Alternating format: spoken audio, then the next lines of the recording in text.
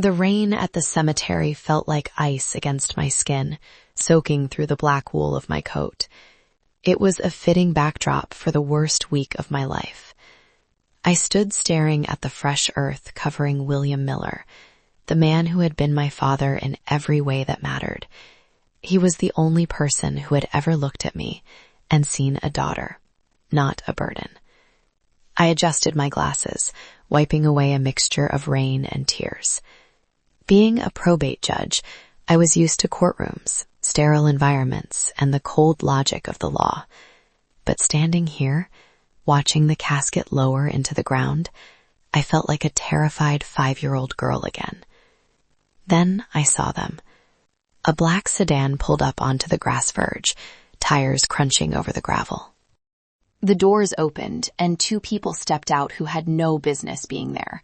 Richard and Brenda Bennett, my biological parents. They hadn't aged gracefully. They had aged with the kind of tightness that comes from years of pretending to be better than everyone else. Richard wore a suit that was slightly too shiny, and Brenda was clutching a handkerchief she wasn't using, her face a mask of performative grief. Behind them trailed a younger man, my brother, Kyle. He looked bored, scrolling on his phone, checking his watch as if he had somewhere better to be. I hadn't seen them in 30 years, not since the day they told me to count to 500. My hands clenched into fists in my pockets. Why were they here? How did they even know? William had been a private man. His obituary had been modest. They approached the graveside, pushing past my few friends and colleagues. Brenda let out a loud, theatrical sob that echoed uncomfortably in the quiet air. She reached out as if to touch the casket, her bracelets jangling. "Oh, the tragedy," she wailed, looking around to make sure people were watching. "To lose such a guardian." She didn't look at me. Not once. I stayed silent. I learned a long time ago that silence is the loudest weapon in a courtroom, and it works just as well in life. I watched them like a hawk. They weren't looking at the grave with respect. They were assessing the crowd, assessing the cost of the flowers, assessing me. After the service, we gathered at William's modest bungalow for the reading of the will. I wanted to kick them out, to scream at them to get off his porch, but my lawyer, Mr. Henderson, advised against it. "Let them show their hand, Claire," he had whispered. "You're a judge. You know how to gather evidence." We sat in William's living room. The air smelled of old books and lemon polish, the scent of my safety. Richard and Brenda sat on the plush velvet sofa, looking out of place. Kyle was already raiding the fridge, popping open a soda without asking. Mr. Henderson cleared his throat and opened the leather folder. William Miller was a man of simple tastes but extraordinary discipline, Henderson began. He worked as an accountant for 40 years, but he was also a savvy investor in early tech stocks, something few people knew. Richard leaned forward. I saw the greed flicker in his eyes. It was unmistakable. It was the look of a predator smelling blood. "To my beloved daughter, Claire Darrow," Henderson read, his voice steady, "I leave my entire estate. This includes the house, the investment portfolio, and the liquid assets." He paused for effect. "The total value of the estate is valued at $5.5 million. The silence in the room was absolute. You could hear the hum of the refrigerator. $5.5 million. I gasped. I knew William was comfortable, but I had no idea he was wealthy. He drove a 10-year-old Ford. We clipped coupons together on Sundays. He had saved everything. For me. "That's a mistake," Richard shouted, jumping to his feet. His face flushed a deep, ugly red.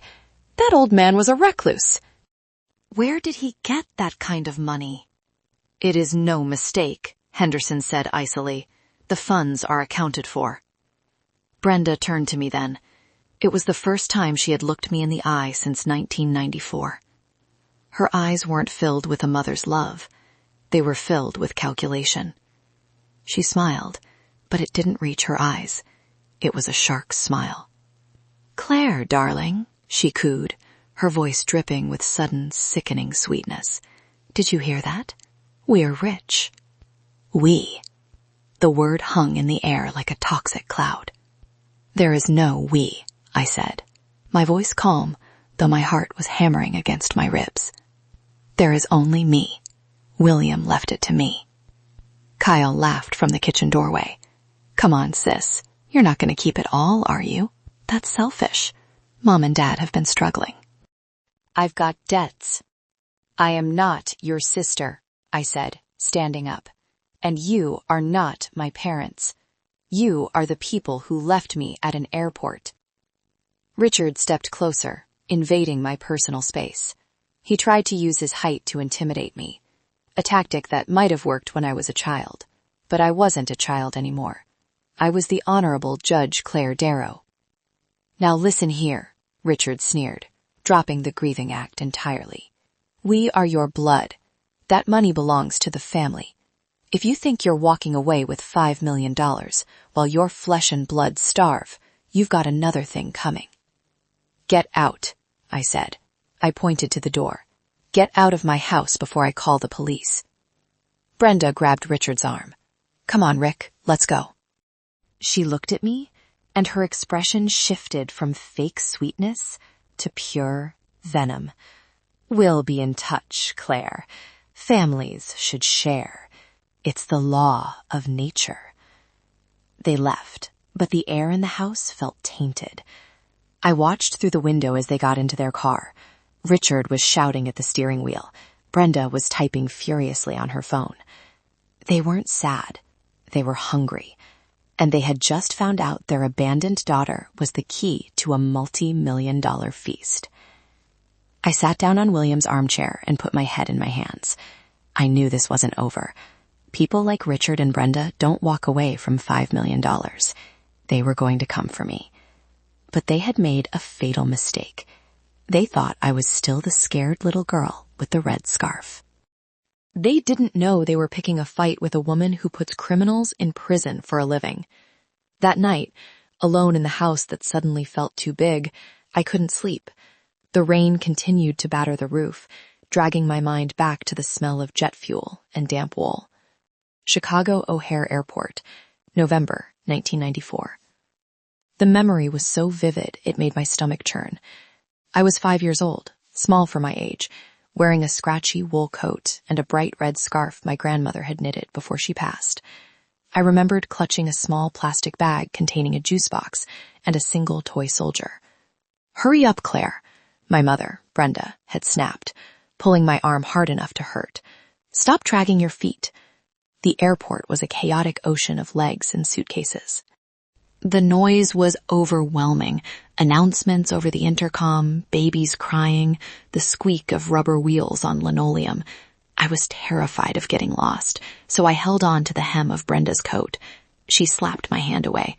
Don't wrinkle it, she hissed. We walked for what seemed like miles until we reached the baggage claim area. It was loud and cavernous. The carousels were spinning, spitting out luggage to tired travelers. Richard stopped near a pillar, away from the main crowd. He crouched down, but his eyes didn't meet mine. He was looking over my shoulder, scanning the exits. Listen to me, Claire, he said. His voice wasn't kind. It was brisk, like he was giving an order to a dog. We have to go sort out a ticket issue. They won't let kids in the office. I want to go with you, I whimpered. The thought of being alone in this giant, noisy place made my chest tight. No, Brenda cut in. She knelt down, her perfume overpowering, sickly sweet vanilla masking the smell of cigarettes. You stay right here. Watch the bags on that carousel. We're going to play a game. A game? I sniffled. Yes, she said. I want you to count the bags. Count to 500. By the time you finish, we'll be back with ice cream. 500? It seemed like such a big number. Start counting, Richard said, standing up and checking his watch. And don't move. If you move, the police will take you. That threat froze me to the spot. 1, 2, 3. I began to whisper, my eyes fixed on the black and brown suitcases circling endlessly on the belt. I watched their backs as they walked away. Brenda was wearing a tan trench coat. Richard had a duffel bag over his shoulder. I waited for them to turn around, to wave, to give me that reassuring smile parents give their children to say, "I'll be right back." But they didn't. They walked fast. They walked with purpose. And then, just before they disappeared through the automatic sliding doors, Brenda turned her head slightly to say something to Richard. I saw her profile. She was smiling. It wasn't a nervous smile. It was a smile of relief. 4, 5, 6. I counted. I counted until my throat was dry. I counted until the carousel stopped moving. I counted until the crowds thinned out and the lights seemed to dim. I reached 500. I waited. I started counting again. Maybe I counted too fast. Maybe they meant 500 slow counts. 1001, 1002. Hours passed. My legs ached, so I sat on the cold floor, wrapping my red scarf tighter around my neck. I was hungry. I drank my warm juice box. People walked past me. Some looked down with pity. Most just ignored the little girl sitting by the pillar. "Are you okay, sweetheart?" I looked up. A man in a gray uniform was standing over me. He had kind eyes and a mustache that twitched when he smiled. It was William. He was a security guard back then, picking up extra shifts before he moved into accounting full-time. "My mommy and daddy are getting tickets," I said, my voice trembling. "I have to count to 500. William crouched down. His knees cracked. He looked at the empty carousel, then back at the sliding doors, where my parents had vanished hours ago. I saw a flash of heartbreak in his eyes that I didn't understand at the time. "How long have you been counting, little one?" he asked gently. "A long time," I whispered. "I'm on 3,000. William didn't tell me they were gone. He didn't shatter my world all at once. He just sat down on the floor next to me, ignoring the dirt on his uniform. "My name is William," he said. "Do you like pretzels?" He stayed with me. When the police finally came, when the announcements were made over the loudspeaker calling for the parents of Claire, William held my hand. He stayed past the end of his shift. He stayed until social services arrived. I remember screaming when the social worker tried to take me. I didn't want to go with the stranger. I wanted the man with the kind eyes. That night, in a temporary foster home, I cried until I threw up. I kept waiting for the door to open. I kept waiting for Richard and Brenda to rush in, apologizing, telling me it was all a big mistake. They never came. It wasn't until months later, after William had fought tooth and nail through the foster system to become my certified foster parent and eventually adopt me, that I learned the truth. They hadn't just left me.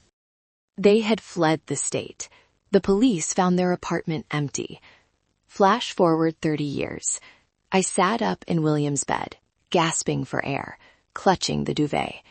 The nightmare was over, but the monsters were back. I walked to the bathroom and splashed cold water on my face. I looked at myself in the mirror. I wasn't that scared little girl anymore. I was a woman who had pulled herself up from nothing. I had put myself through law school. I had fought for every inch of respect I had. William had saved me. He had given me a life.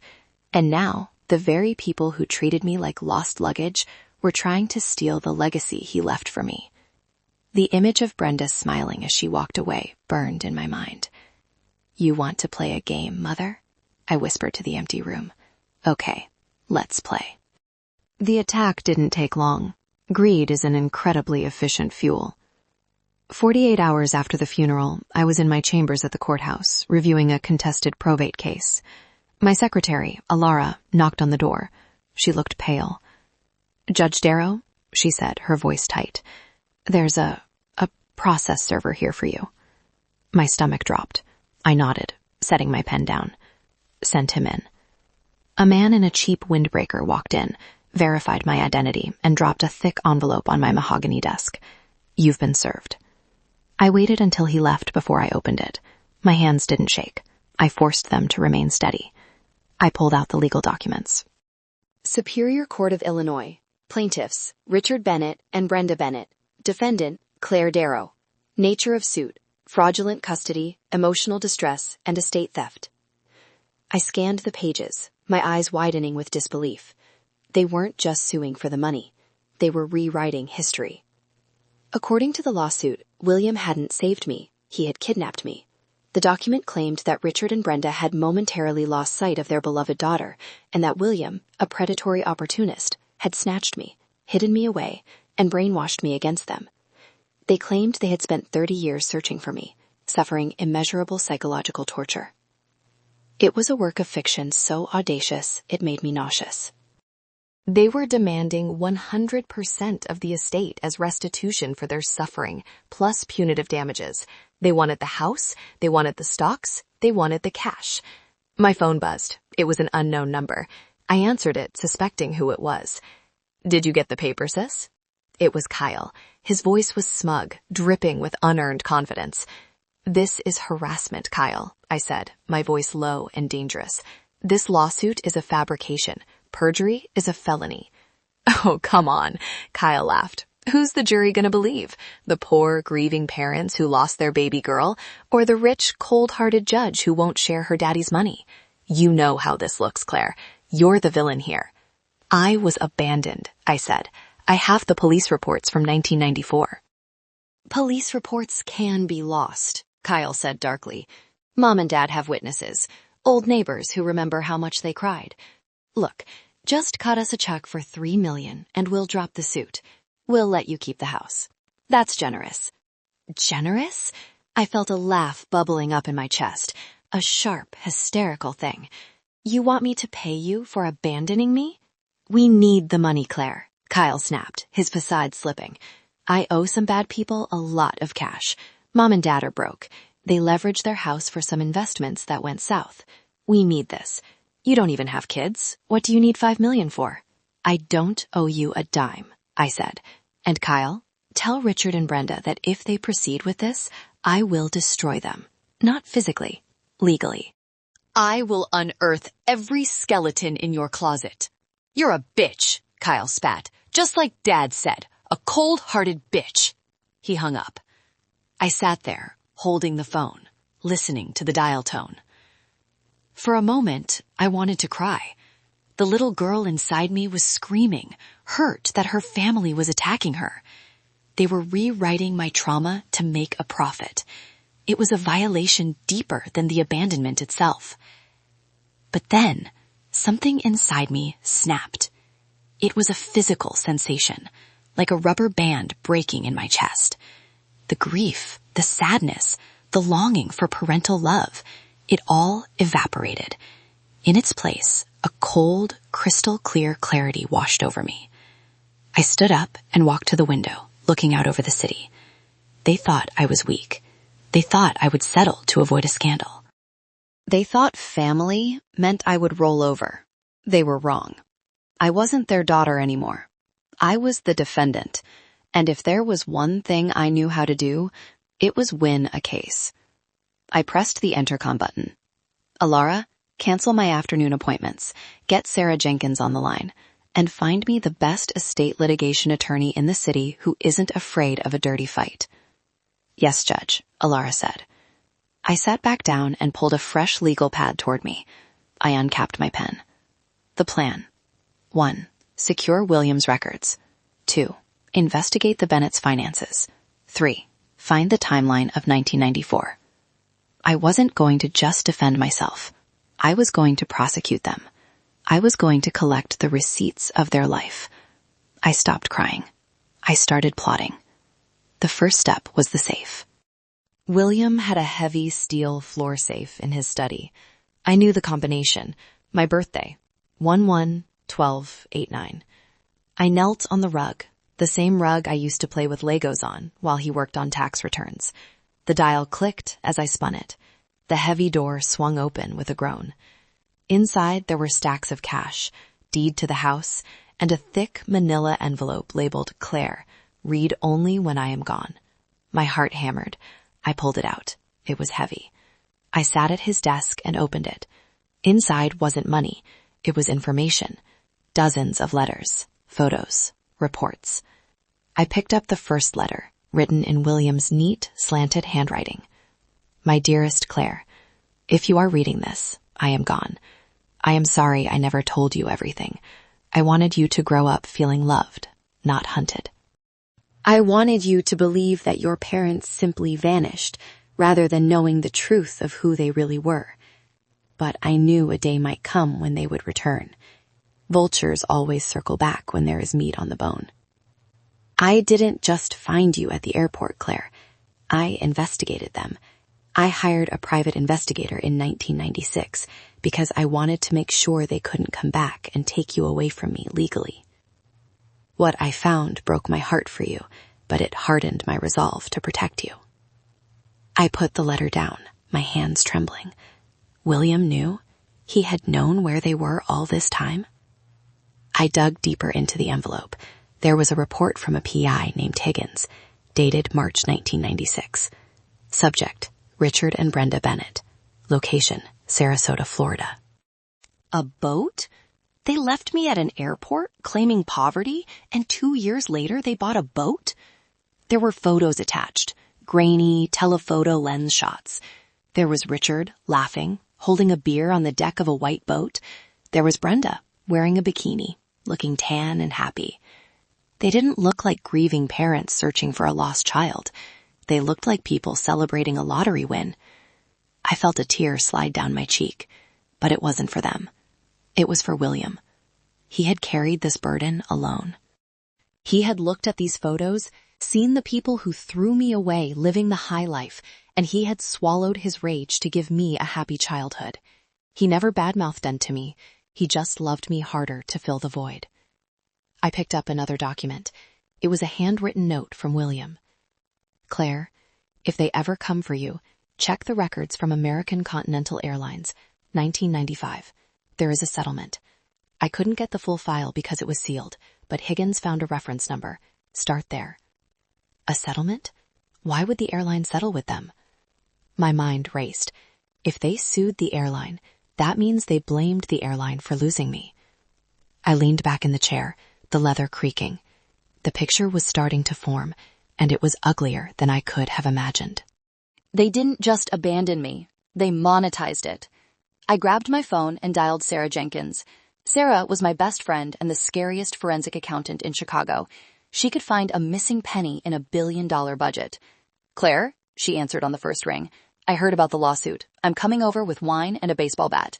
Skip the bat. Bring your laptop, I said, my voice steady. William left us a map. I need you to find a financial transaction from 1995 involving American Continental Airlines and the Bennetts. 1995? Sarah paused. That's ancient history. Digital records were barely a thing. I know, I said, but William left a reference number. And Sarah, I need to know where they got the money to buy a boat in Florida 2 years after they dumped me. I'm on my way, Sarah said. We're going to bury them, Claire. No, I said, looking at the photo of my parents laughing on their boat. We're not going to bury them. We're going to dissect them. I put the documents back in the safe, but kept the photo out. I pinned it to the corkboard on the wall. That image, their joy built on my abandonment, would be my fuel.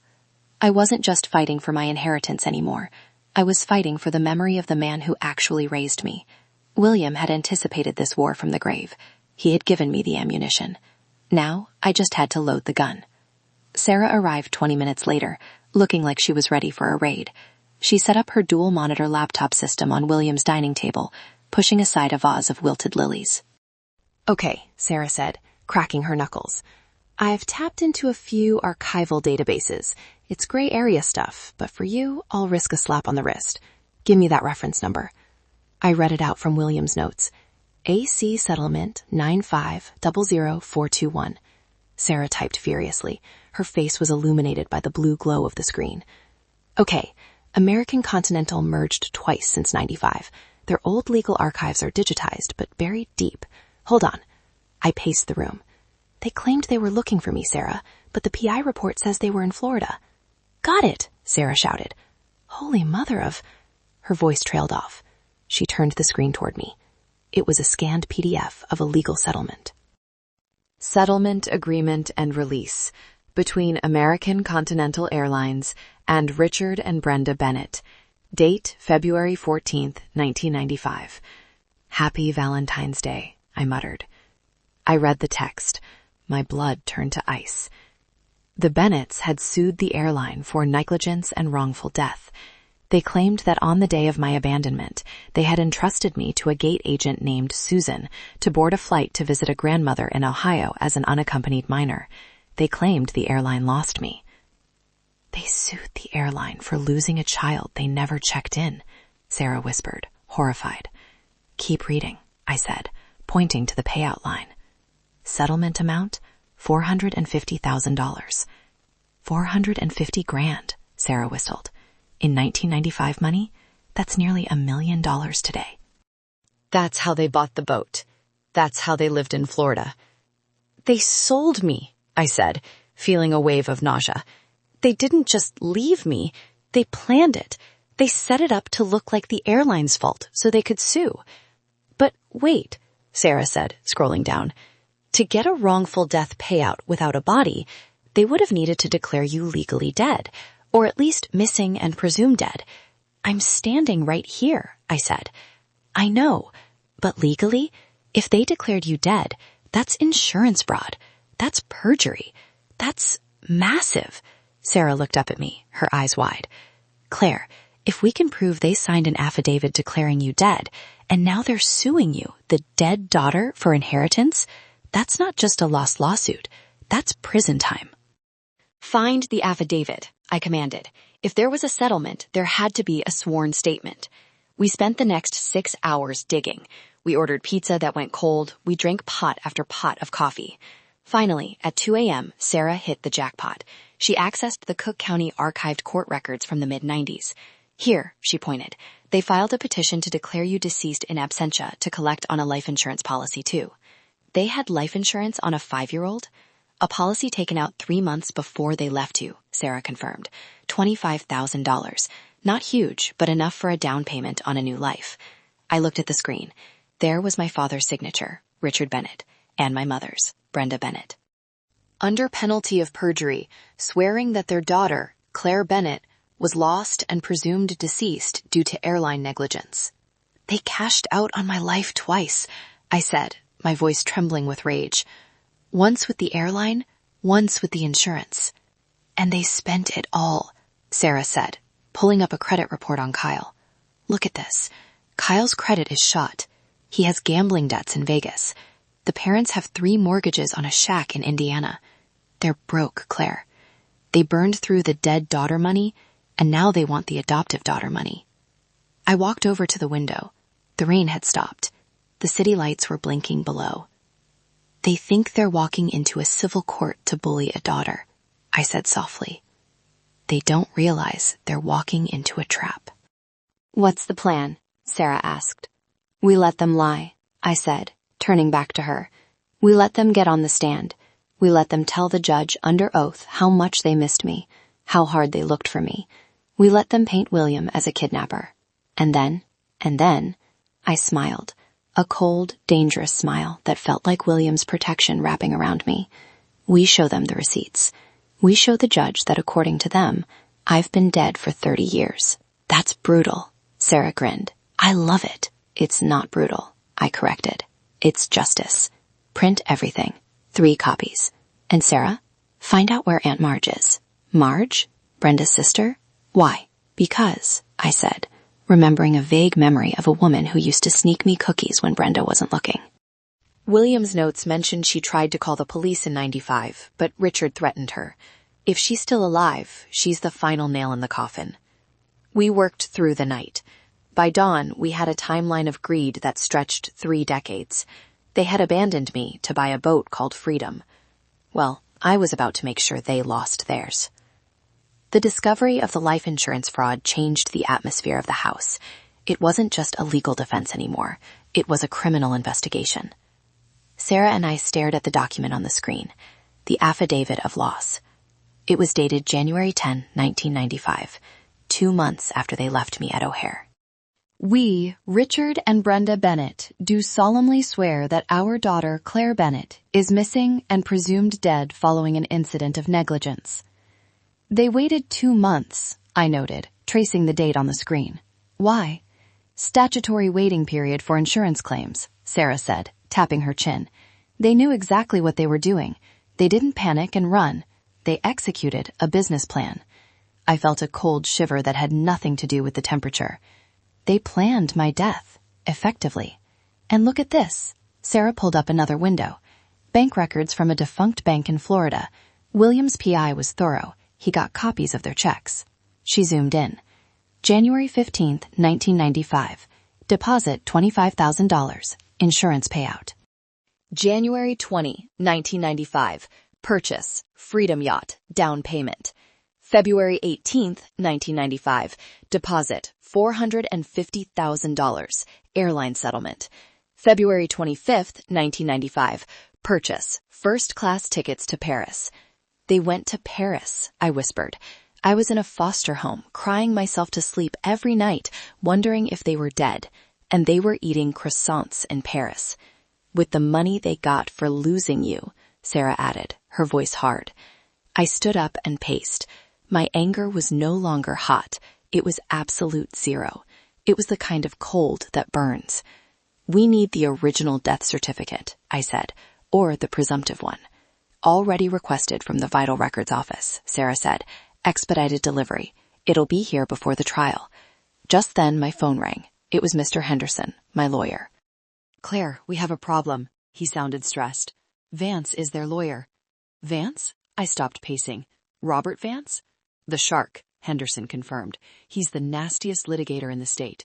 He just filed a motion to freeze all of William's assets immediately.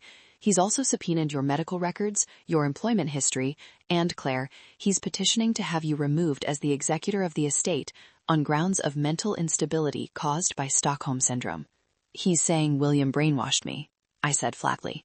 Exactly. Vance is going to paint a picture that William was a predator who stole you, and you are the confused victim who needs to be saved by her loving biological parents. And the money, of course, should go to them to manage for your care. They want to put me under a conservatorship, I realized. Like Britney Spears. They want to control the money by controlling me.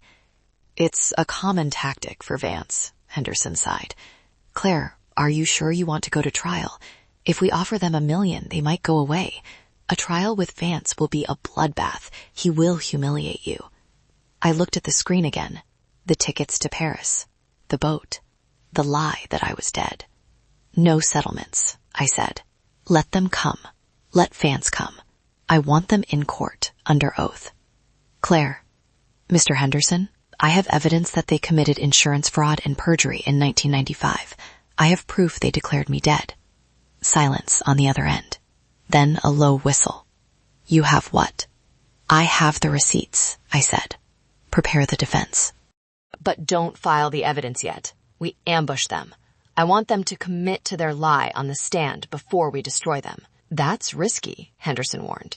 If the judge rules against the admissibility, I know the judge, I said. It's Judge Sterling. Sterling? He's a hardliner. He hates family drama. Exactly. He hates liars more. We go to trial.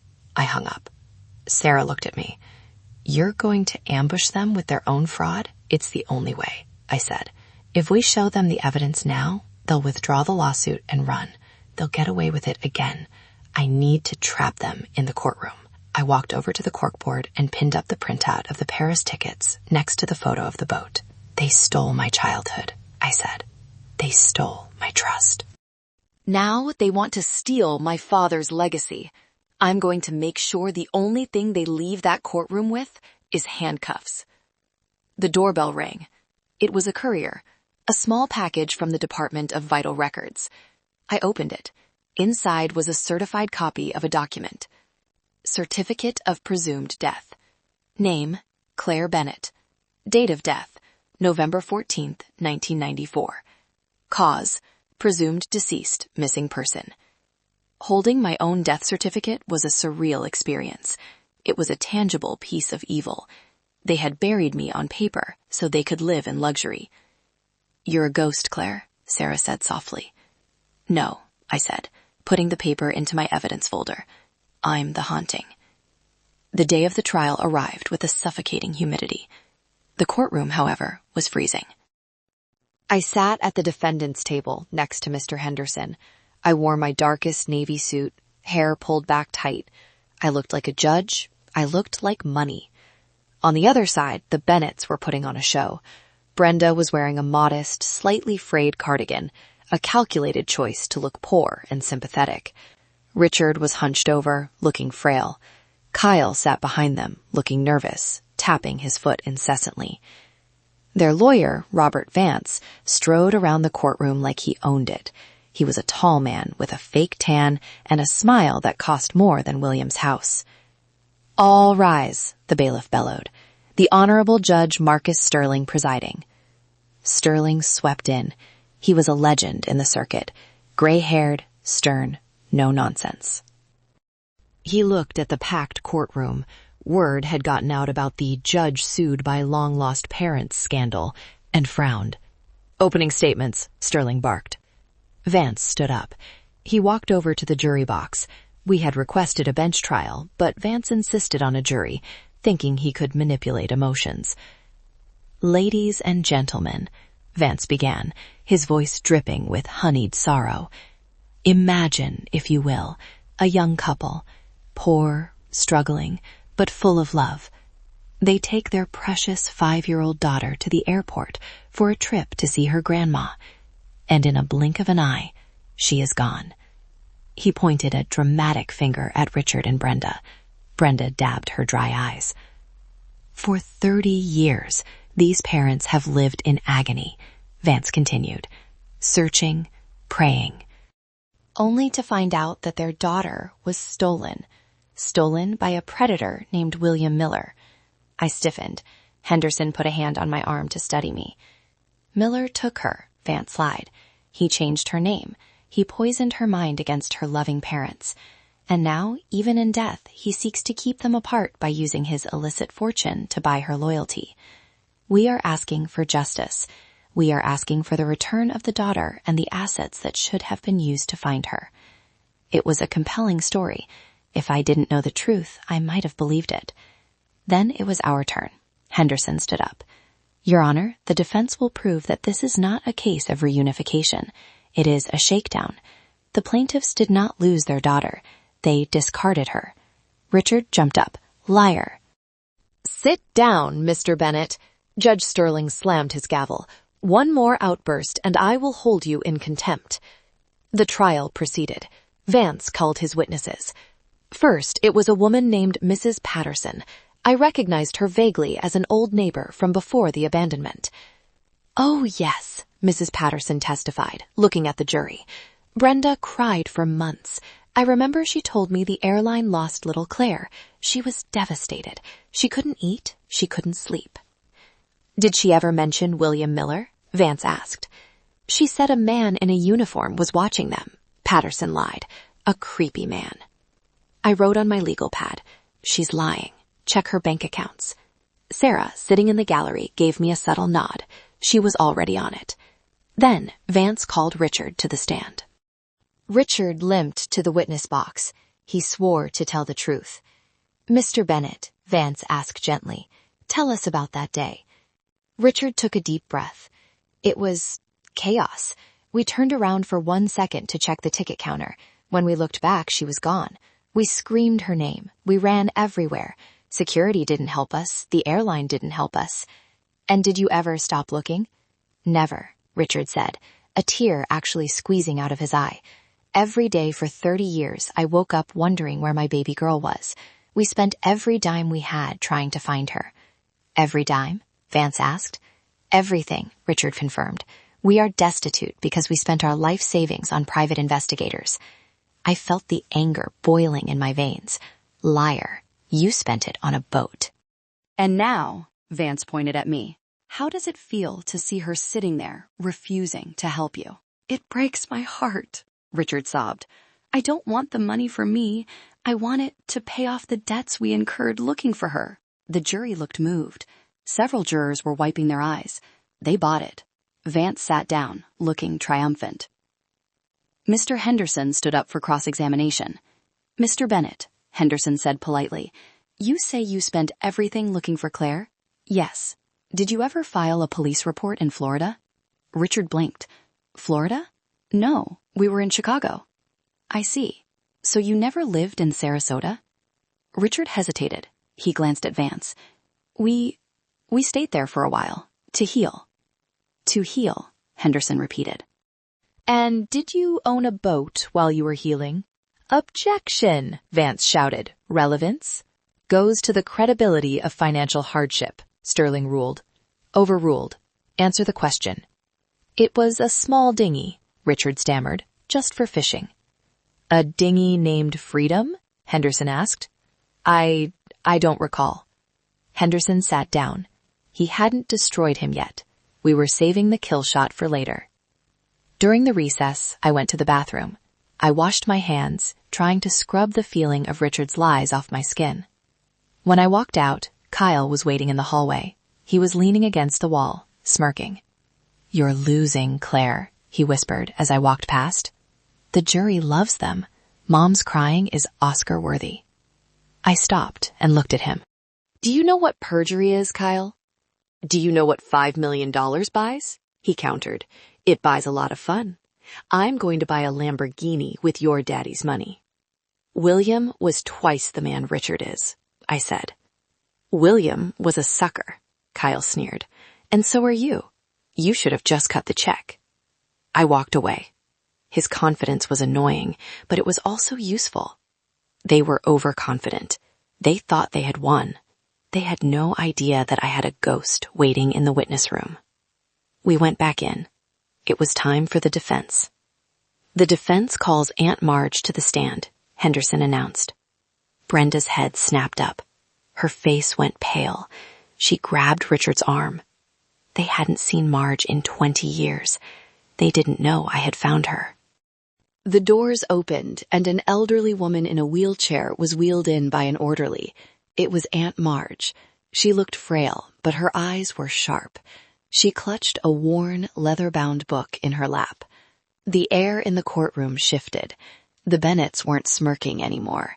They looked like they had seen a ghost. The sound of the wheelchair wheels squeaking on the parquet floor was the only noise in the room. Brenda was staring at her sister with a mixture of shock and terrifying recognition. She whispered something to Vance, who looked annoyed and confused. Aunt Marge was sworn in. Her voice was raspy, the voice of a woman who had smoked too much and spoken too little. State your name for the record, Henderson said softly. Margaret Marge O'Connell, she replied. And what is your relationship to the plaintiffs, Richard and Brenda Bennett? Brenda is my younger sister, Marge said. She didn't look at Brenda. She looked straight at me. Her eyes filled with tears. And that is my niece, Claire. God forgive me. Ms. O'Connell, Henderson continued, where were you in November of 1994? I was living in the basement apartment of Richard and Brenda's house, she said. And were you aware of their trip to the airport on November 14th? Yes. Marge's hands trembled on the leather book in her lap. I was there the night before. I heard them talking. Objection, Vance stood up. Hearsay. It is a first-hand account of a conversation she witnessed, Sterling ruled. Overruled. Continue. Marge took a deep breath. They were in the kitchen. They thought I was asleep. They were drinking. Richard was talking about the insurance policy. He said the payments were up to date. The jury leaned in. Did they discuss Claire? Henderson asked. Yes, Marge began to cry. Brenda said, are you sure we can pull this off? And Richard said, it's a big airport. Kids get lost all the time. By the time they find her, we'll be gone. He said Claire was dead weight. A gasp went through the courtroom. I saw a juror cover her mouth. Liar! Brenda screamed, jumping to her feet. She's a drunk. Don't listen to her. She's always been jealous of me. Sit down, Mrs. Bennett, Judge Sterling roared. Bailiff, if she speaks again, remove her. Brenda sat down, seething, her face a mask of panicked rage. Miss O'Connell, Henderson asked, pointing to the book, what is that in your lap? It's my diary, Marge said, from 1994. And did you write down what happened? I wrote it all down, Marge said.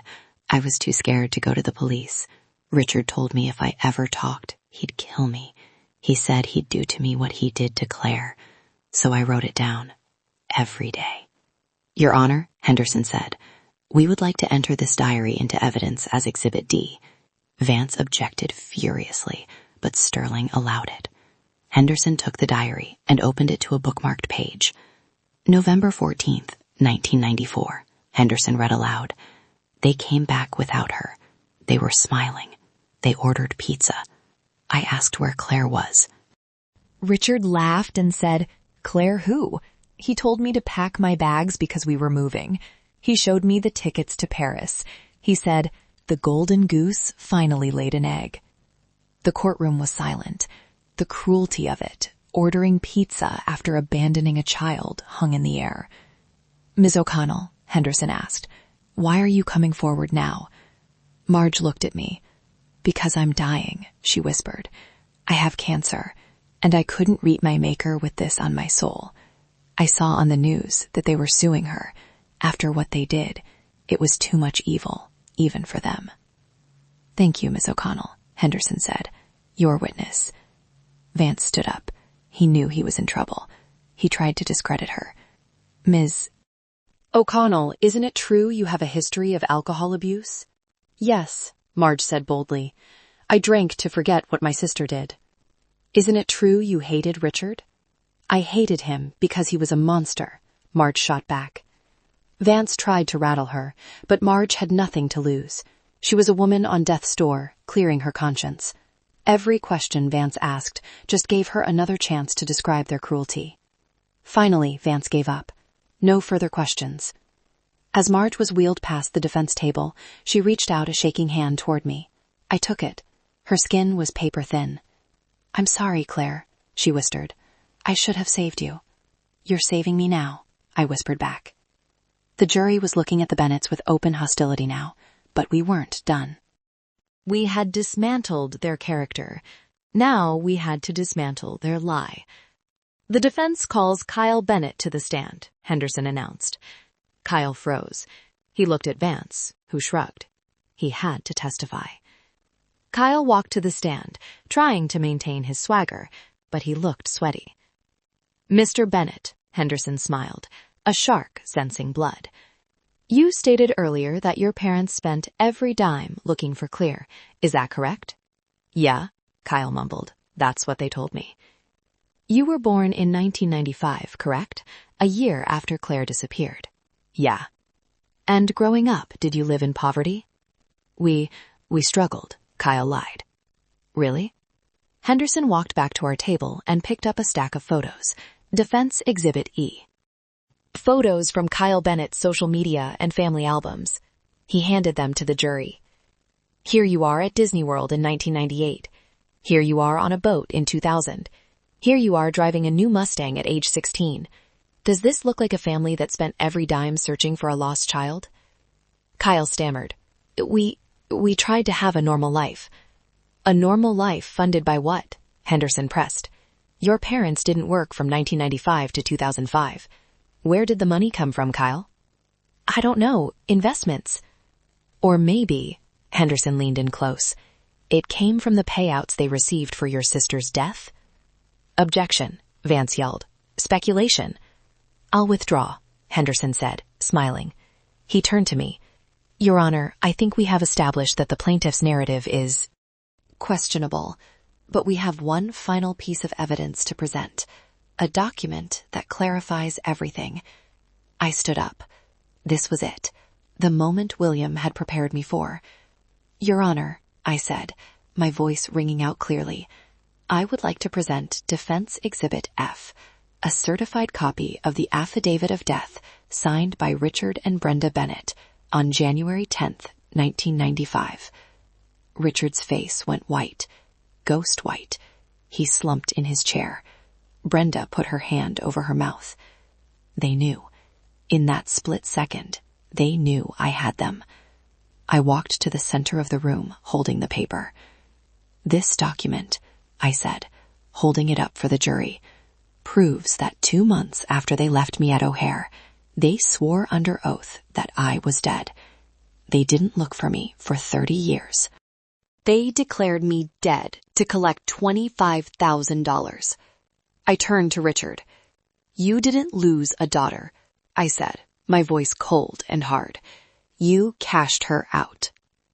The courtroom erupted. The courtroom was an absolute pandemonium. The sound of the gavel banging against the woodblock was the only thing cutting through the noise. Judge Sterling's face was a mask of thunderous fury. Order, he bellowed, his voice echoing off the high ceilings. I will clear this courtroom if there is not silence in the next 5 seconds.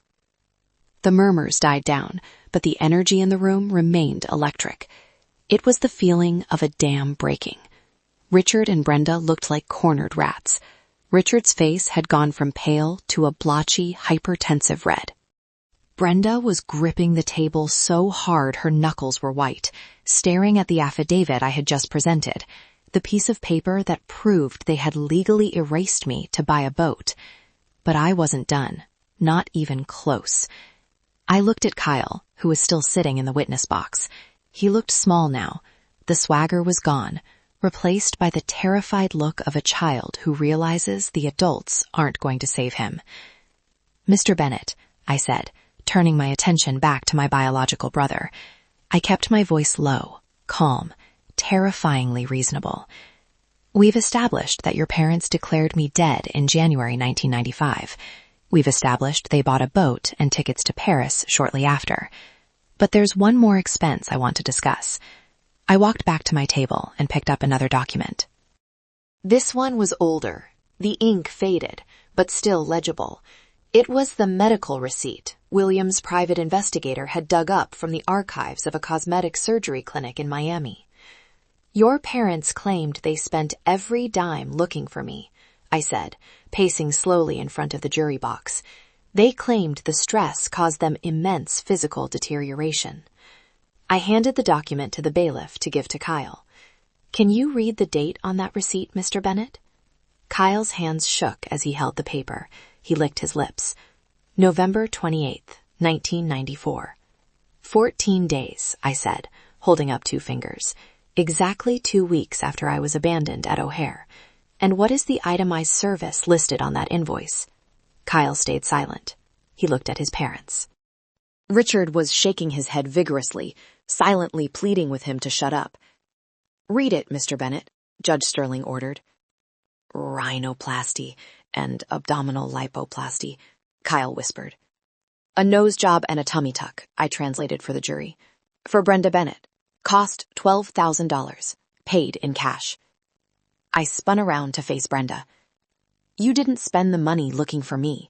You spent the money fixing your nose so you'd look good in your vacation photos on the yacht. The jury gasped. It was a visceral sound, a collective intake of breath that signaled the end of any remaining sympathy. Vanity. Pure, unadulterated vanity, paid for with the life of a child. And there's more, I continued, relentless. Defense Exhibit G. A receipt for hair restoration surgery for Richard Bennett, dated December 5th, 1994. I looked at Richard. You were losing your hair from stress? No. You were getting plugs because you thought you were starting a new life as a wealthy, childless bachelor. Stop it, Brenda shrieked, standing up. We were grieving. We were trying to feel better about ourselves. We were trying to save our marriage after the tragedy. The tragedy you orchestrated? I shot back. We didn't, Brenda yelled, losing all control. We didn't mean for it to happen like that. We just wanted a break. We were young. We were broke. You were so needy. You were always crying. The room went dead silent. Even the air conditioning seemed to stop humming. Brenda froze, her hand flying to her mouth. She realized too late what she had just said. I turned slowly to Kyle. I needed one final nail in this coffin.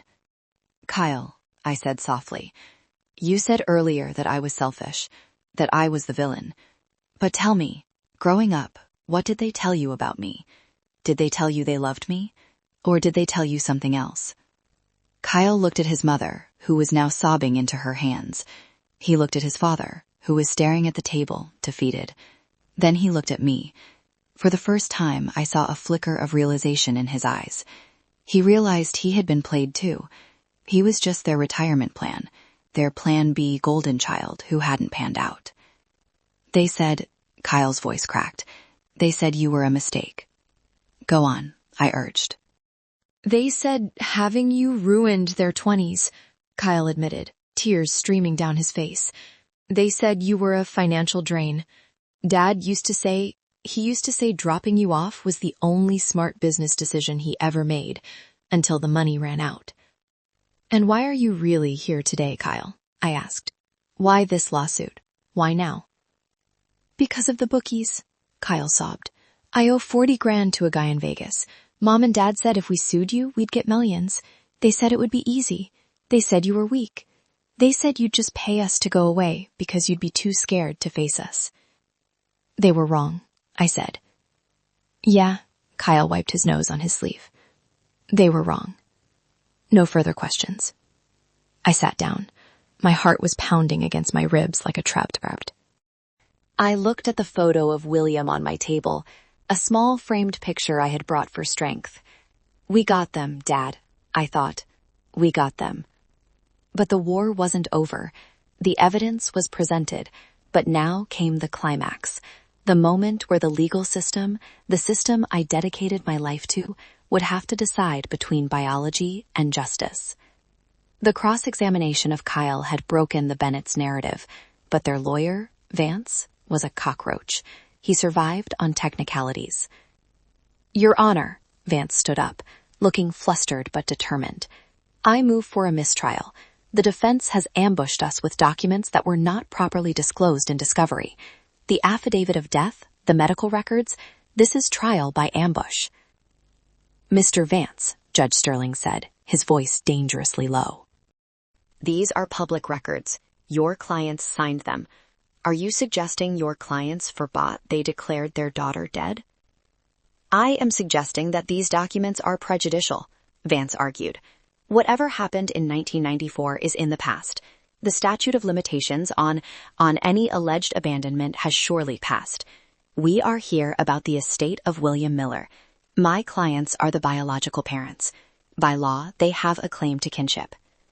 This was their final gambit, to ignore the morality and cling to the letter of the law. I stood up. I didn't need Mr. Henderson to speak for me. This was my courtroom now. Your Honor, I said, may I address the court? Judge Sterling looked at me. Proceed, Judge Darrow. I walked to the center of the well, standing directly between the jury and the plaintiff's table. I didn't look at the jury. I looked straight at Richard and Brenda. Mr. Vance talks about the statute of limitations, I began, my voice steady. He talks about kinship. He talks about blood. I took a step closer to them. But the law is not a shield for monsters. The law is based on the principle of unclean hands. You cannot profit from a crime. And make no mistake, my existence in this family was treated as a crime they needed to cover up. I turned to the judge. They are here claiming I am their daughter to get money, but I have Exhibit F proving that to them I have been dead for 30 years. They cannot have it both ways. They cannot kill me for insurance money in 1994 and resurrect me for inheritance money in 2024. Richard slammed his fist on the table. We are your parents. We gave you life. I spun on him. The rage I had suppressed for 3 decades finally uncorked. You gave me life. I laughed, a sharp, bitter sound. No, you gave me a juice box and told me to count to 500. You gave me 30 years of nightmares where I wake up screaming because I think I'm still sitting on that cold linoleum floor. You gave me a fear of abandonment so deep that I have never let anyone get close to me. Until William.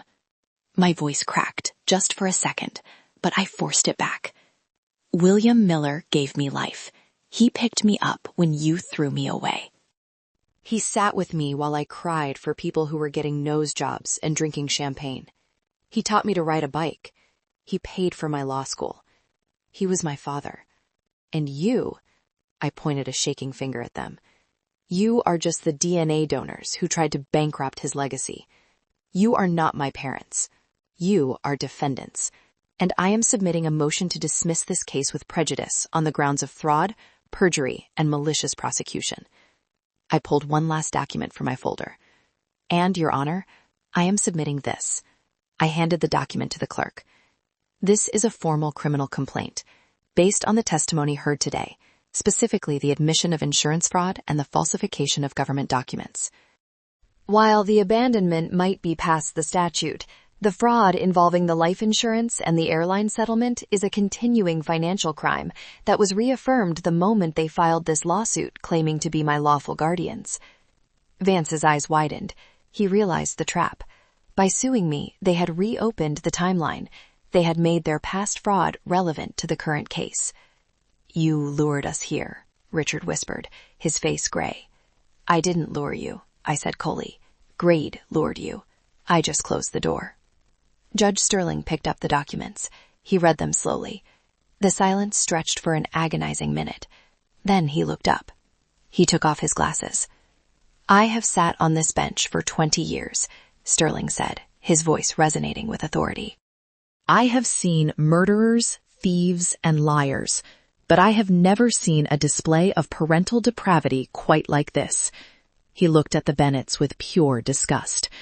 "You abandoned a 5-year-old child to fund a lifestyle of leisure. And then, with an audacity that frankly leaves me breathless, you returned 30 years later to victimize her again." "Your Honor, please," Vance tried to intervene. "Sit down, Mr. Vance, or you will join them in a cell," Sterling snapped. The judge turned to the bailiff. "Bailiff, lock the doors." The heavy click of the courtroom doors locking sent a shiver through the room. It was the sound of the trap snapping shut. "The plaintiff's case is dismissed," Sterling rolled. "But we are not done." He pressed a button on his bench. The side door opened and 2 uniformed officers from the district attorney's office stepped in. They had been waiting. "Richard Bennett, Brenda Bennett," Sterling announced. "You are hereby remanded into custody pending a full investigation into insurance fraud, perjury, and conspiracy to commit theft. Officers, take them away." The moment the officers stepped forward, the facade of the Bennett family crumbled completely. Brenda let out a wail that wasn't theatrical this time.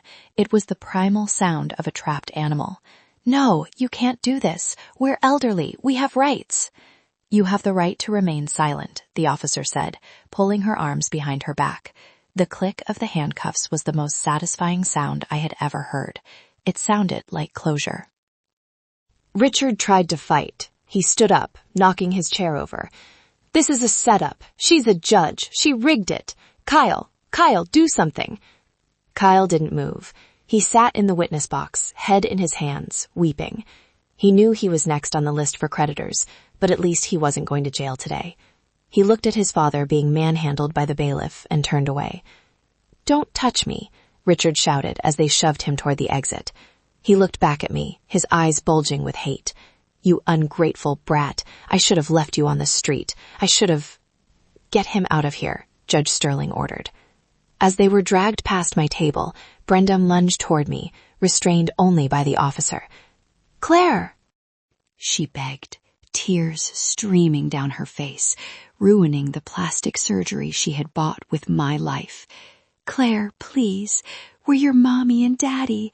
Don't let them take us. We love you." I looked her dead in the eye. I didn't feel sad. I didn't feel afraid. I felt light. The weight of 30 years of wondering, why didn't they want me, vanished. It wasn't about me. It was never about me. They were just broken, empty people. "My father died last week," I said to her, my voice calm amidst the chaos. "His name was William. I don't know who you are." The officers dragged them out through the side door. The heavy oak door slammed shut, cutting off Brenda's screams. The courtroom remained silent for a long moment. Judge Sterling looked down at me. His expression softened. "Judge Darrow," he said gently, "I am sorry for your loss, and I am sorry for what you had to endure to get here. The court apologizes on behalf of humanity." "Thank you, Your Honor," I whispered. "The estate is released to you immediately," Sterling ruled, "and I am ordering a forensic audit of the plaintiff's remaining assets. If there is a single penny left from their fraud, it will be seized and given to the victim, you." "I don't want their money," I said. "I never did." "Then donate it," Sterling smiled. Case closed. He banged the gavel one last time. The courtroom erupted into applause. My friends, the clerks, even the court reporter, they were all clapping. Sarah ran over and hugged me so hard I thought my ribs would crack. "We did it," Sarah cried. "We got the receipts, Claire. We got them." Aunt Marge was weeping in her wheelchair. I walked over to her and knelt down. "Thank you," I said, holding her hand. "You were the bravest person in this room." "I can die in peace now," Marge smiled through her tears. "I saw justice." I looked over at Kyle. He was still sitting in the witness box, looking lost. I walked over to him. He flinched, expecting me to yell or to mock him. "I'm not going to help you with your gambling debts, Kyle," I said sternly. "You're on your own with that. You're 30 years old. It's time to grow up." He nodded, shamefaced. "But," I added, pulling a card from my pocket, "if you want to get clean, if you want to go to rehab and actually make something of yourself, call this number. I'll pay for the treatment. Only the treatment." Kyle looked at the card, then up at me, stunned. "Why? After everything I said?" "Because William taught me that family isn't about blood," I said. "It's about who shows up. I'm giving you a chance to show up for yourself. Don't waste it." I turned and walked out of the courtroom. The hallway was filled with reporters. Cameras flashed. They shouted questions. "Judge Darrow, how do you feel? Will you visit them in prison? What will you do with the $5.5 million? I stopped at the top of the courthouse steps. The rain had stopped. The sun was breaking through the clouds, shining on the wet pavement. It smelled like rain and ozone and freedom. I looked into the nearest camera. "I feel," I said, taking a deep breath, "like I finally finished counting to 500. I walked down the steps, leaving the questions behind. I got into my car, William's old Ford, and drove. I didn't drive home. I drove to the cemetery. I sat by William's fresh grave. The dirt was still dark and wet. "It's over, Dad," I told the earth. "They can't hurt us anymore. You were right. You were right about everything." I sat there until the sun went down, feeling a profound sense of peace settle over me. The nightmare of the airport was gone. The baggage claim was empty. I had picked up my own life, and I was ready to carry it forward. 1 year later. The Chicago O'Hare International Airport is a busy place. It's loud, chaotic, and smells of coffee and jet fuel. For 30 years, I couldn't step foot in here without having a panic attack. Even flying for work, I would take sedatives just to get through the terminal. But today, I was standing right in the middle of Terminal 3, baggage claim, and I was smiling. I wasn't here to catch a flight. I was here to cut a ribbon.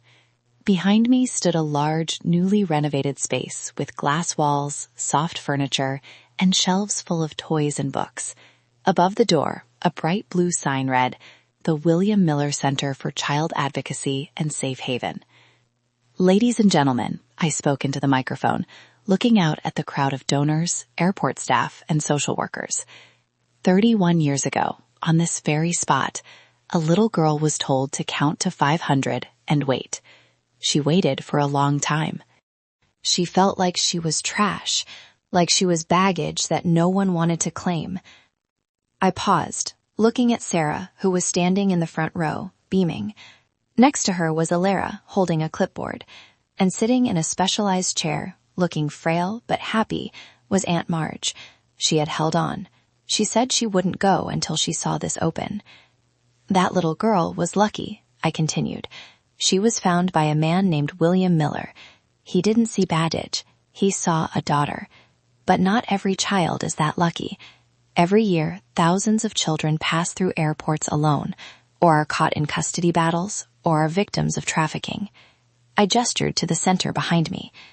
I decided to use the inheritance my father left me, all $5 million of it, to ensure that no child ever feels lost in this airport again. This center is a safe zone. It is staffed 24/7 by social workers and child advocates. If a child is lost, they come here. If a child is in danger, they come here. They will not be sitting on the floor counting suitcases. They will be safe. They will be valued. I cut the ribbon with a giant pair of scissors. The crowd cheered. It was the best money I had ever spent. Richard and Brenda wanted that money for yachts and facelifts. I used it to build a fortress for the vulnerable. Speaking of Richard and Brenda, justice had been swift. The fraud investigation revealed a lifetime of scams. They were sentenced to 10 years in federal prison. They lost the boat, the condo, everything. I didn't visit them. I didn't write. They were a chapter in a book I had burned. Kyle, surprisingly, had taken the lifeline. He went to rehab. He was working as a mechanic now in Ohio. He wasn't perfect. He still had a lot of unlearning to do. But he called me once a month. We weren't best friends, but we were acquaintances. It was a start. After the ceremony, I walked through the new center. I saw a little boy, maybe 6 years old, sitting at a small table coloring. He looked up at me with big, scared eyes. A social worker was on the phone nearby, trying to locate his parents who had gotten separated in security. I walked over and sat down next to him. "Hi," I said. "I'm Claire." "I'm Leo," he whispered. "I can't find my mom." "I know, it's scary," I said, reaching into my pocket. "But don't worry. This place is special. While you wait, do you want a pretzel?" I pulled out a small bag of pretzels, William's favorite snack. Leo smiled, a small, tentative thing. "Okay." We sat there, eating pretzels and coloring. I looked at the glass walls, at the safety I had built from the wreckage of my trauma. I thought about the receipts I had collected, the receipts of pain, of betrayal, of fraud. I had held on to them for so long, using them as armor, that today I realized I didn't need them anymore. I had traded those receipts for something better. I had traded them for a legacy. I wasn't the girl who was left behind anymore. I was the woman who stayed.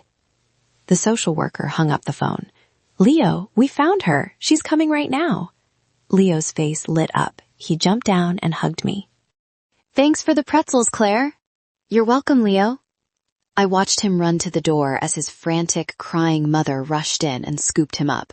She wasn't like Brenda. She held him like he was the most precious thing in the world. I walked out of the airport and into the evening air. The Chicago skyline was glittering in the distance. My phone buzzed. It was a text from Sarah. "Pizza and bad movies at your place? Marge is bringing cookies." I smiled and typed back, "I'm on my way." I got into my car. I adjusted the rearview mirror, but I didn't look back. I put the car in drive and headed toward the highway, toward home, toward the family I had chosen, and the life that was finally, truly mine. Thank you for listening to my story. I am so grateful you stayed until the very end. If you are reading this, please type the letter A in the comments. It stands for advocate. It lets me know you are the kind of person who cares, the kind of person who is different from the rest. And tell me, what would you have done with the 5.5 million? I'd love to read your thoughts. Don't forget to explore the other videos on the channel for more stories of justice and resilience. See you next time.